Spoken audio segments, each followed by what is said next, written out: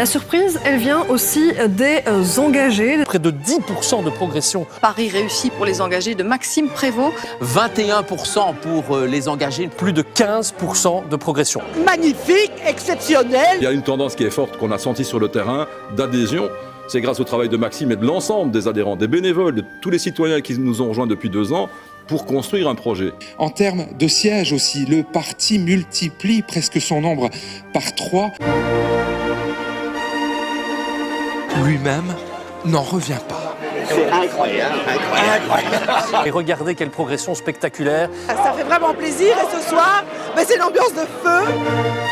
Plein de nouveaux visages, de jeunes visages. C'est complètement dingue, c'est complètement dingue. On était sur le terrain pour se battre et puis aussi, je crois qu'on a manifesté un esprit d'équipe réel. On a eu le courage de changer et ça a payé et ça, c'est beau. Plus de 20% des voix en Wallonie. Il y a pas mal de citoyens qui ont osé changer leurs habitudes et osé changer leur vote et voter pour les engagés. Moi, je suis persuadée qu'ils ne le regretteront pas. Les engagés réalisent une percée historique.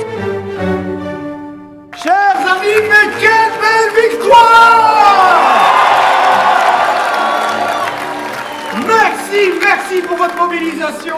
Merci à toutes les candidates, à tous les candidats, à tous les militants, aux électeurs pour leur confiance.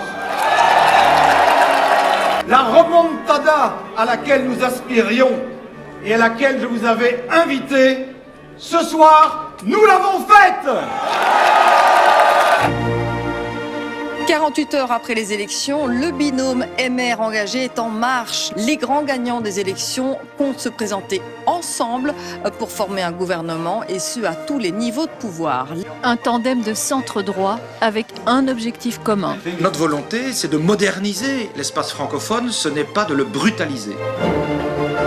Changement de cap pour les engagés au niveau européen. Le parti change de groupe politique, fini le PPE, jugé trop conservateur. Bonjour Renew Europe. Et c'est Yvan Verhoekstraat, récemment élu, qui siégera.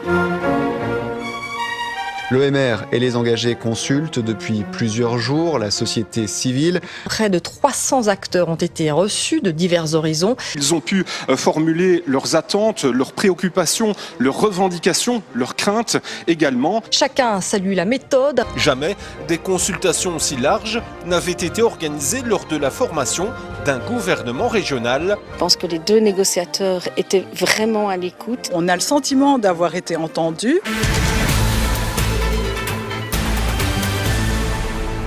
Madame, Monsieur, bonsoir. Édition spéciale de ce journal. 1 mois et 2 jours après les élections, ça y est, un accord de gouvernement a donc été trouvé pour la région wallonne et pour la Fédération Wallonie-Bruxelles.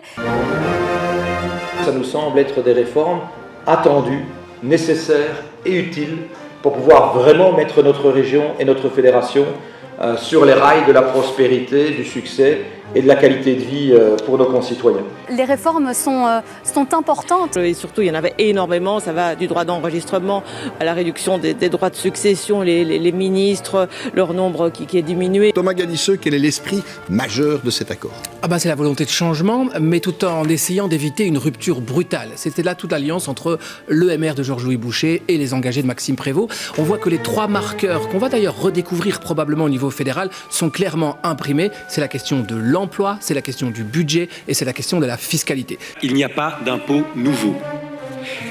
Mieux que ça, c'est la plus grande baisse d'impôts jamais enregistrée en Wallonie. Les engagés qui organisaient aussi leur convention de participation ce matin, ça se passait là à Louvain-la-Neuve.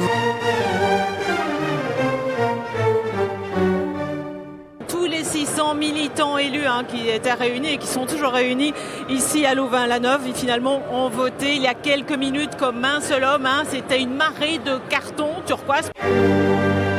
Autre grand titre de l'actualité ce soir, le casting des gouvernements au sud du pays. Ce sont les engagés qui ont dévoilé leur casting en premier. Engagés qui héritent de la ministre-présidence de la Fédération Wallonie-Bruxelles. Elle sera confiée à Elisabeth de Grise, ancienne numéro 2 des Mutualités chrétiennes et secrétaire politique du parti. C'est une marque de confiance, c'est un honneur et puis surtout c'est une responsabilité. Tu l'as dit plusieurs fois, mais quel portefeuille, que de responsabilités. Le nouveau ministre wallon de la Santé est notre invité. Bonsoir Yves Copiters, ministre de la Santé, mais aussi de l'environnement, de l'égalité des chances, du droit des femmes et des familles. La liste est longue.